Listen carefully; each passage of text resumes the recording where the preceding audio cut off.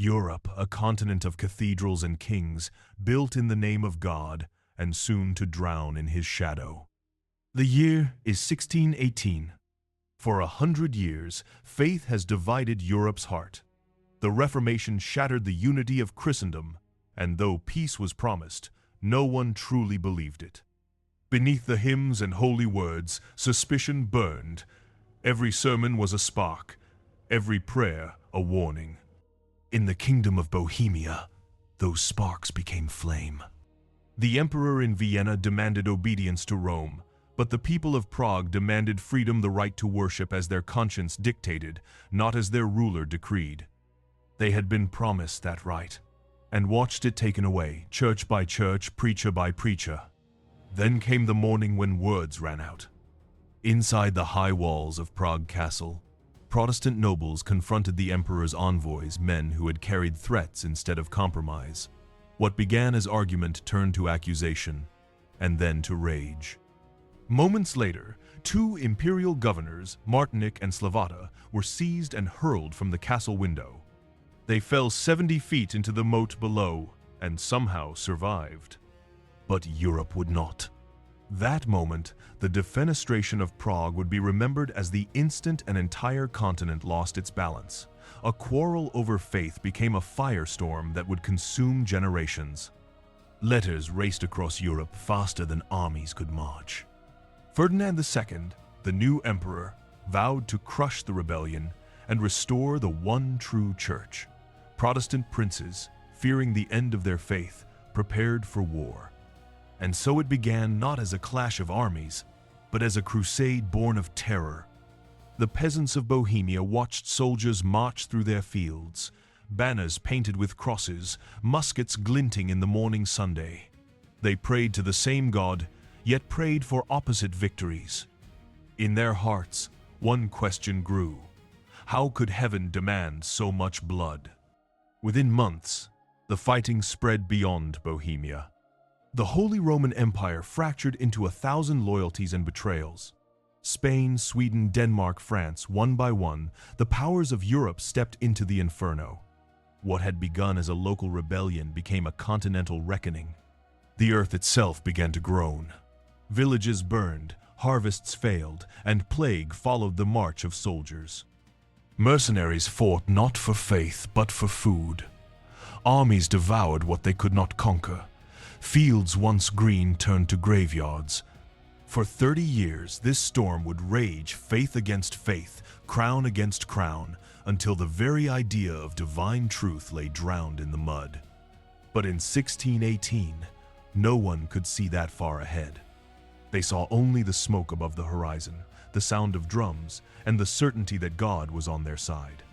The window had opened, and through it, Europe fell not into peace, not into glory, but into the long night of the 30 Years' War. Bohemia stood alone. What had begun as a cry for freedom had become a death sentence. From the moment the emperor's envoys hit the ground below Prague Castle, Ferdinand II, newly crowned ruler of the Holy Roman Empire, swore vengeance. To Ferdinand, rebellion was not politics, it was blasphemy. And blasphemy had only one cure: holy war.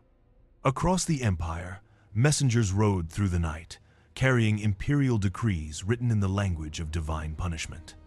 The emperor called on Catholic princes, Spanish gold, and mercenaries from every corner of Europe.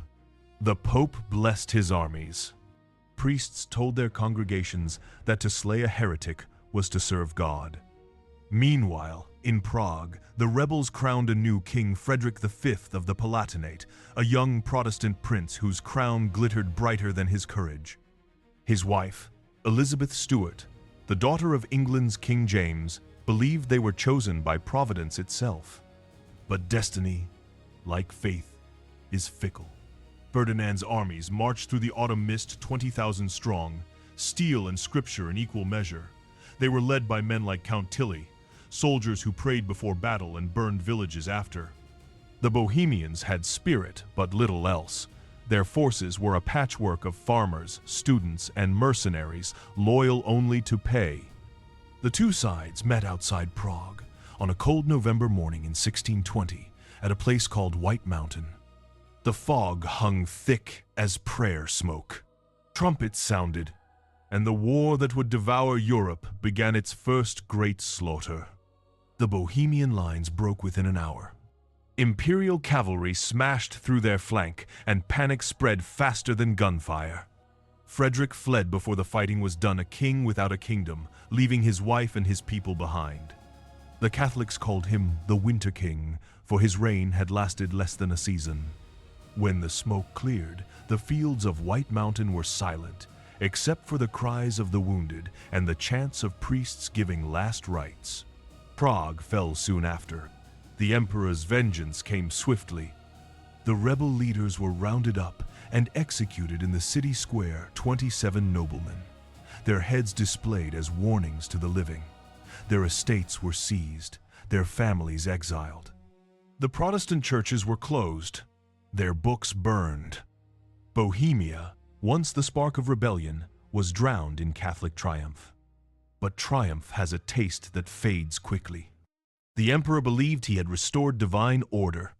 Instead, he had awakened something he could no longer control. Word of the massacre at White Mountain spread like plague. To the Protestant princes of Germany, it was proof that no one was safe, that faith alone could not protect them. And in taverns, in pulpits, in palaces, a whisper began to rise. If Bohemia could fall, who would be next? Soon Denmark would rise to challenge the emperor. Then Sweden.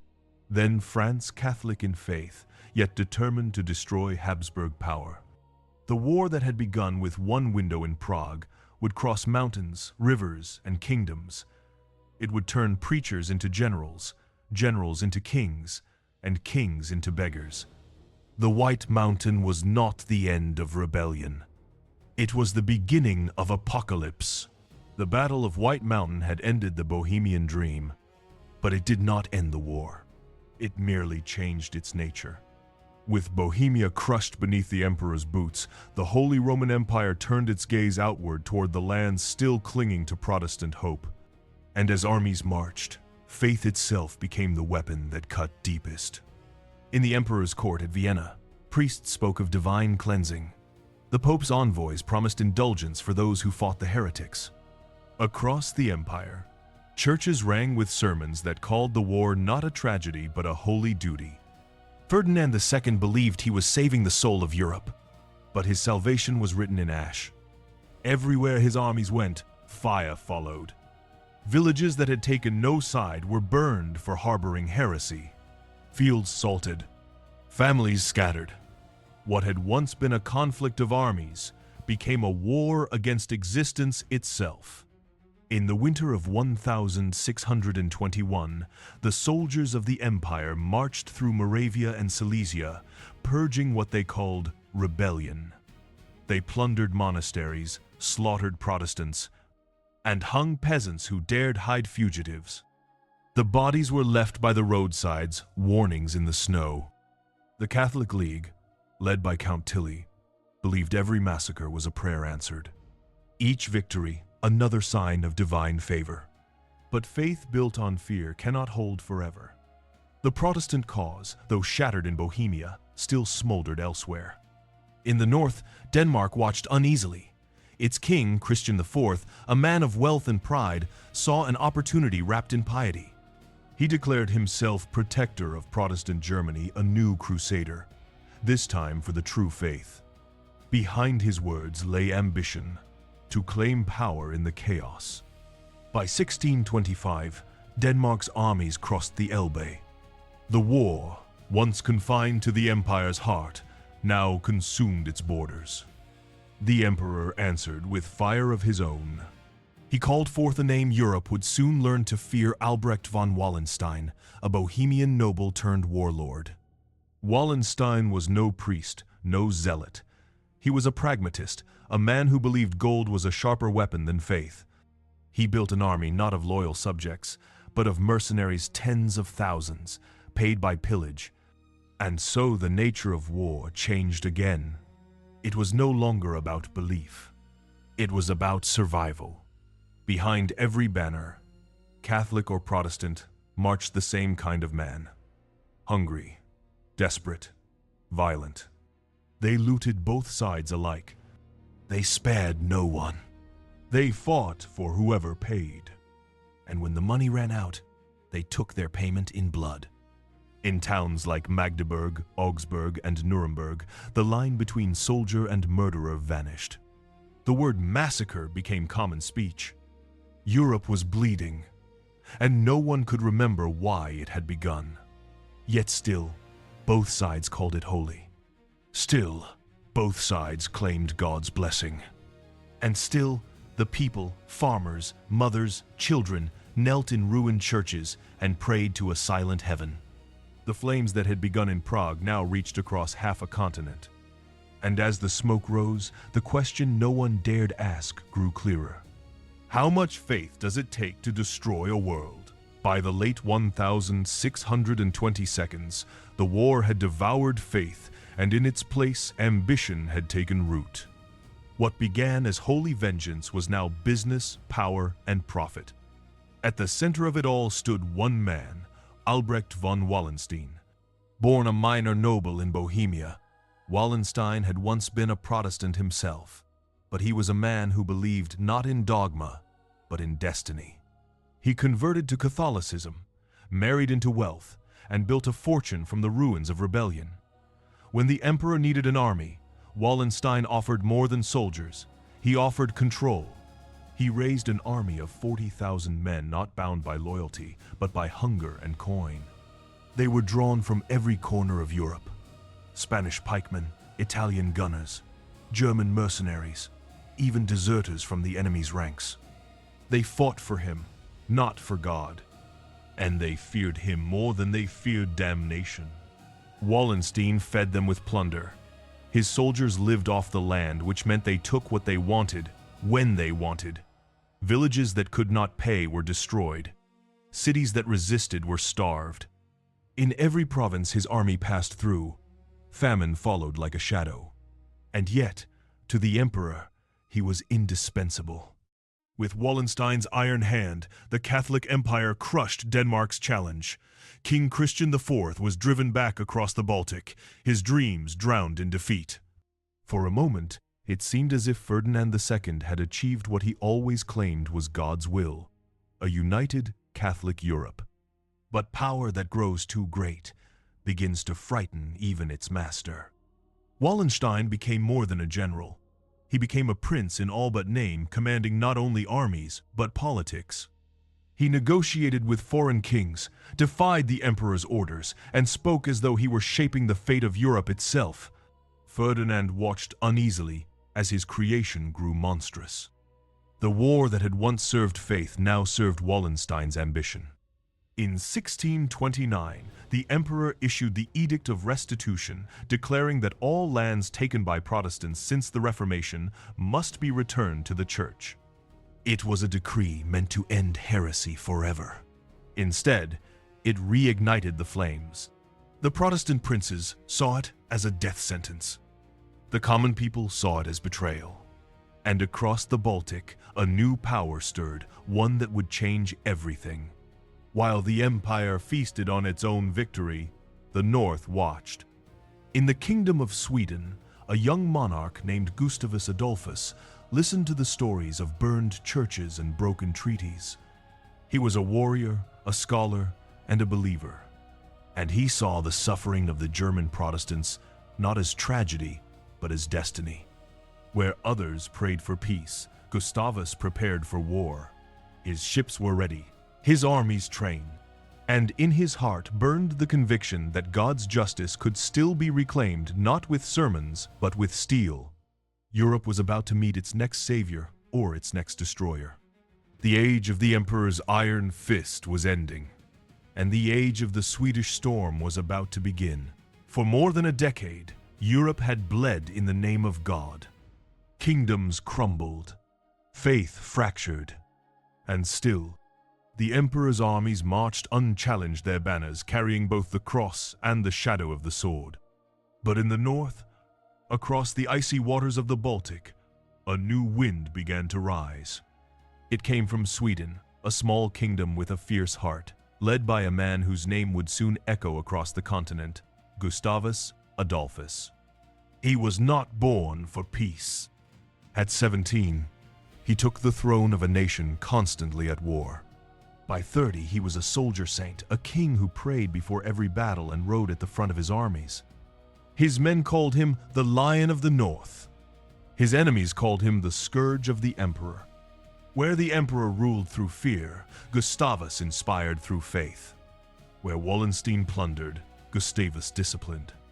His army moved with precision and purpose, a machine forged from conviction, not greed. In 1630, he crossed the Baltic Sea with only 13,000 men, landing on the coast of Pomerania. To many, it seemed madness, a small northern power daring to challenge the might of the Holy Roman Empire. But Gustavus carried more than an army. He carried a cause. He came as a protector of Protestant Germany, and his arrival lit a spark of hope across lands long drowned in despair. Cities opened their gates to him. Villagers greeted him not as a conqueror, but as deliverance. For the first time in years, the people believed that perhaps God had not abandoned them. The emperor sent his generals to crush the Swedes, but they met something Europe had never seen before modern war. Gustavus Adolphus transformed the battlefield. He replaced rigid formations with speed and flexibility, his soldiers armed with lighter muskets and deadly mobile artillery. His cavalry struck like lightning, swift, precise, and relentless. At Breitenfeld, in 1631, the world changed. Wallenstein's successor, Count Tilly, faced the Swedish army outside Leipzig. The emperor's forces outnumbered Gustavus's men 2-1, but numbers meant nothing against innovation and will. The field erupted in smoke and thunder. As imperial lines crumbled, Gustavus rode into the fray himself, his sword raised, his voice carrying above the cannon fire. "Now, show the world what faith can do." By sunset, the Catholic League was shattered. 30,000 imperial troops lay dead or scattered. The myth of Habsburg invincibility was broken. For the first time in this endless war, hope had a face, and it was the face of the Swedish king. In the months that followed, Gustavus's army swept through Germany like a cleansing storm. He restored churches, fed the hungry, and punished looters even among his own men. To his soldiers, he was both general and preacher. To his enemies, he was judgment made flesh. But every storm carries its own destruction. Behind Gustavus rode faith but also pride. And where faith and pride walk together, tragedy waits close behind. The Lion of the North was victorious. But fate was already sharpening its claws. For a moment, it seemed as though heaven itself had chosen sides. Everywhere the Swedes marched, tyranny trembled.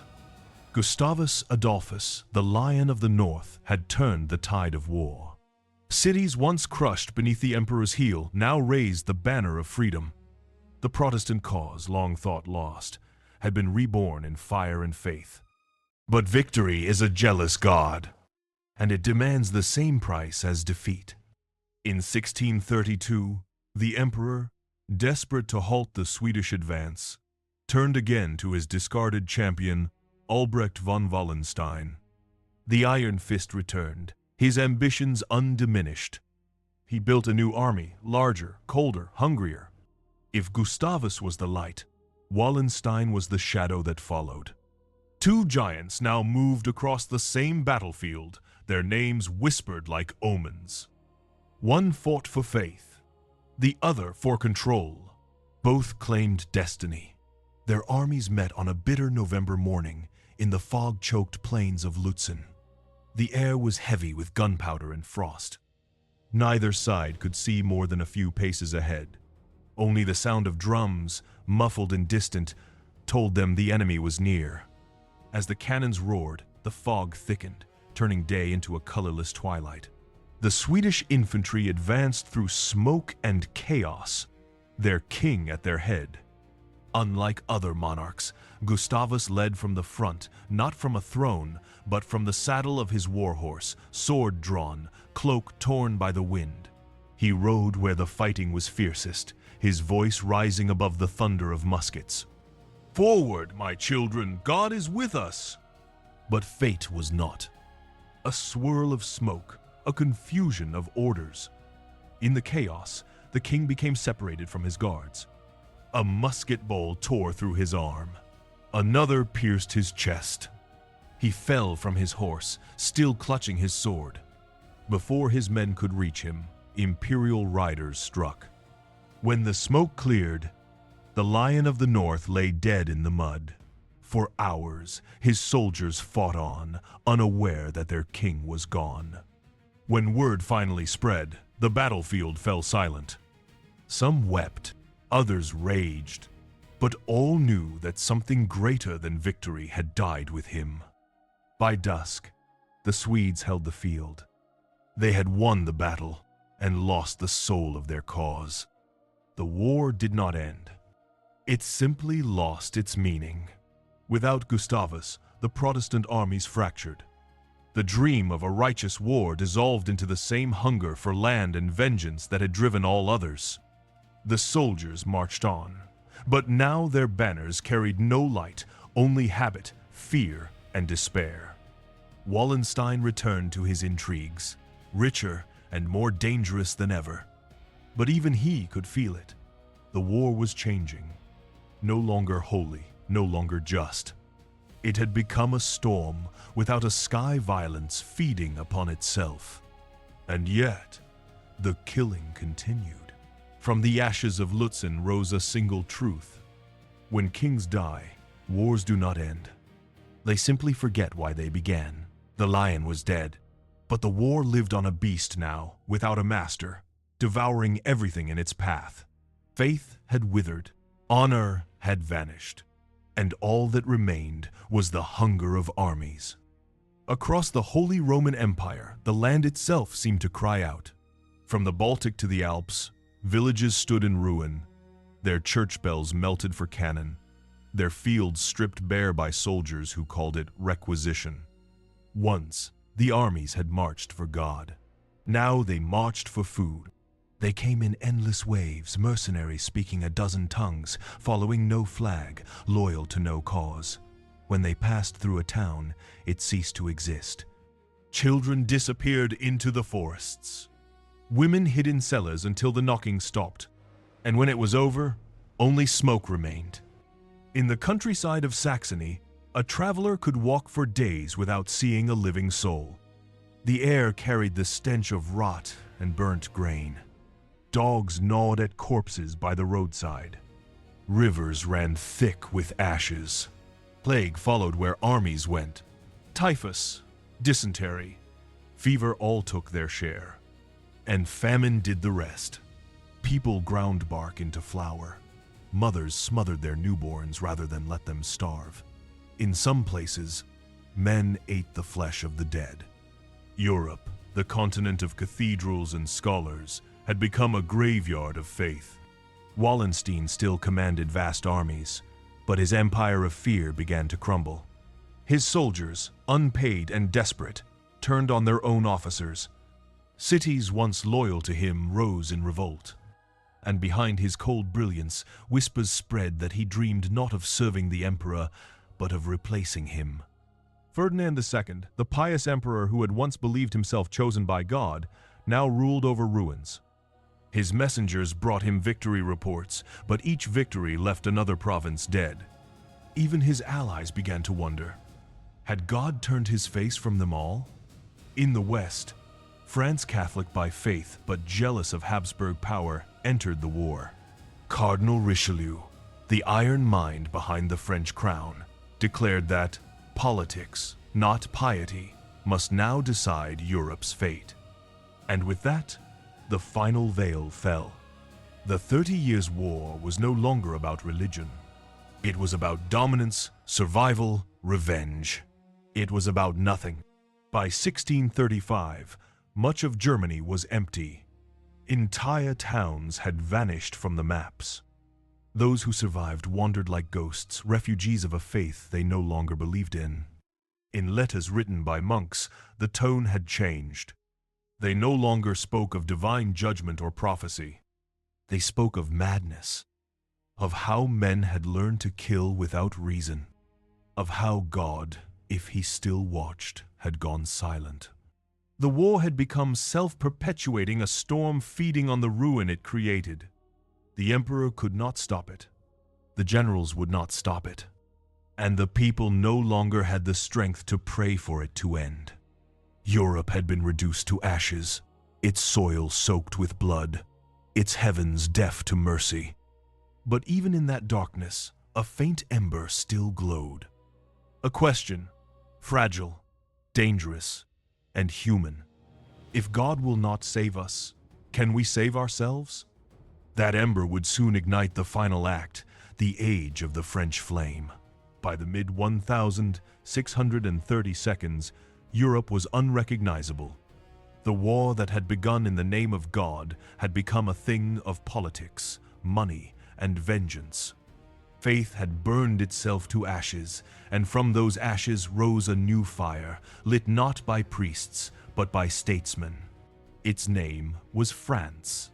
For years, France had watched from the shadows, Catholic in creed, yet encircled by Catholic enemies, the Habsburgs of Spain and Austria, the twin pillars of imperial power. And behind France's throne stood a man of intellect and iron, Cardinal Richelieu. He was a priest, yes, but also the sharpest political mind of his age. Richelieu saw what others would not admit, that religion had become merely a mask for ambition.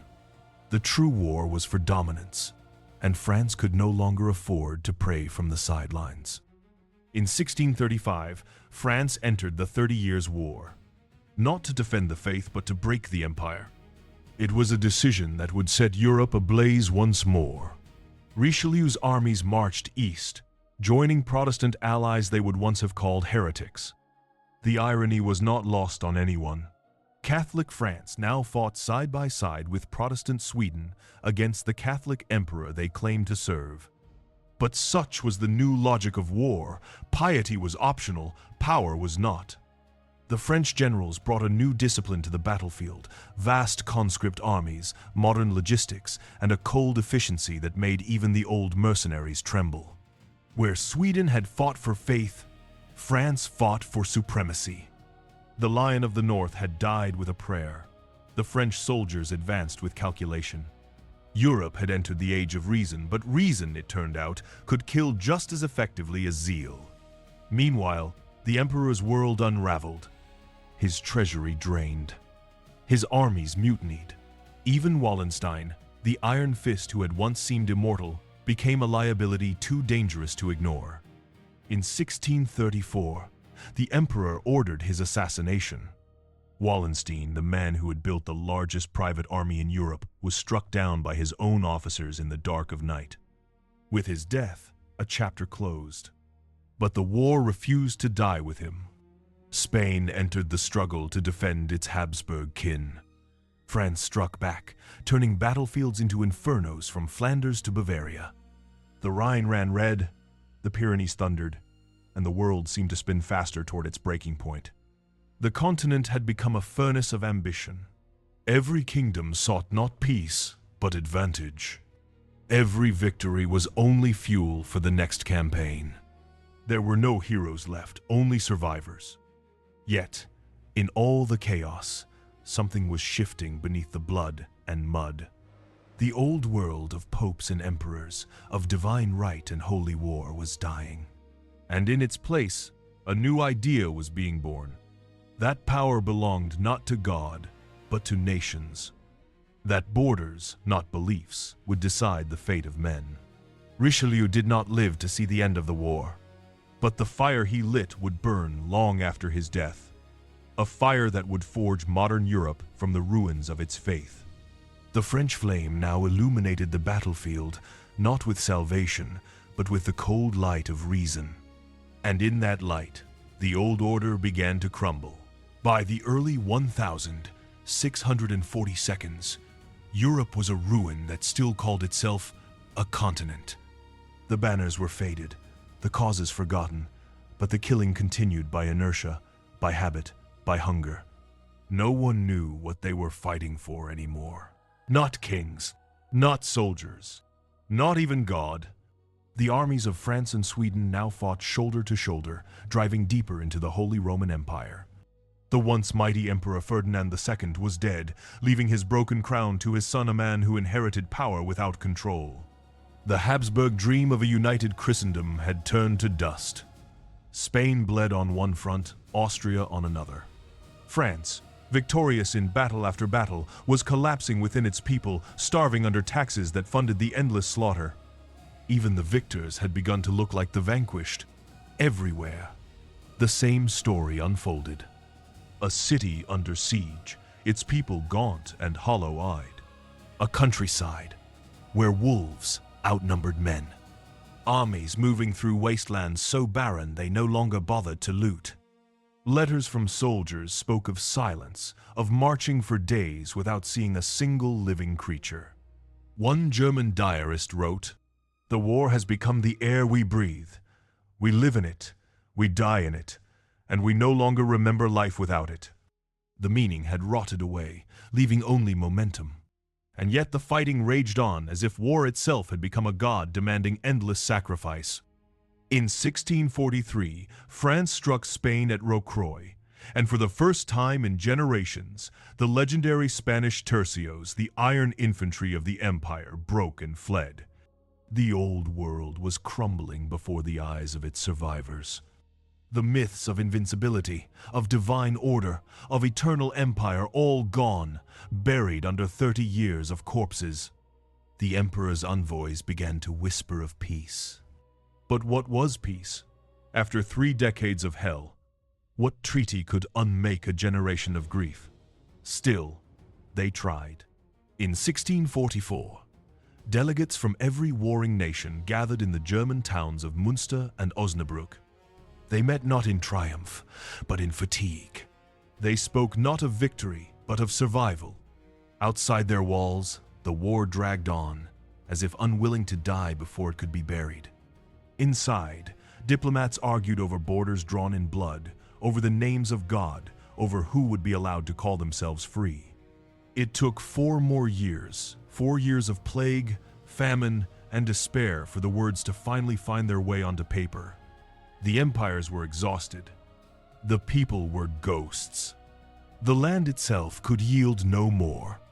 Europe had burned for 30 years. And at last, the flames began to dim. But in the smoke that lingered over its ruins, something new was waiting to be born. Something fragile, dangerous, and untested. The idea that nations could live not by divine will, but by agreement. That peace could be made, not declared. The war that began with faith had ended in politics. The sword had been dulled not by mercy, but by exhaustion. The empires were ashes now, and from those ashes, a new Europe was about to rise. For 30 years, Europe had known only war.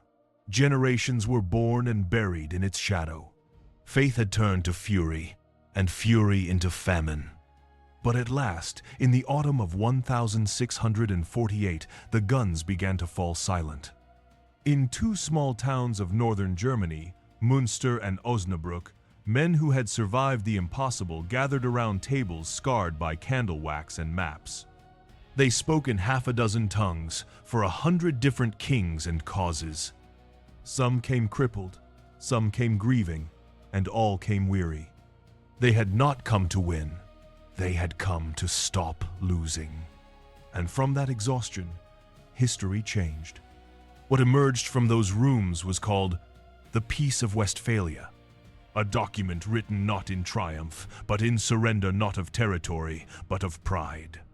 It declared what no one had dared say before, that every nation, every faith, every ruler could exist side by side without claiming divine authority over the other. It was a small idea with infinite weight. The age of empires was ending. The age of nations had begun. The Holy Roman Empire, that vast, crumbling mosaic, would never again hold absolute power. kings learned they could no longer speak for God. And the church, humbled by the ruin, learned that salvation could not be forced at the edge of a sword. But peace was not glory. When the soldiers finally went home, there were no homes left. Entire provinces had vanished. Villages of 1,000 souls returned to find only 10.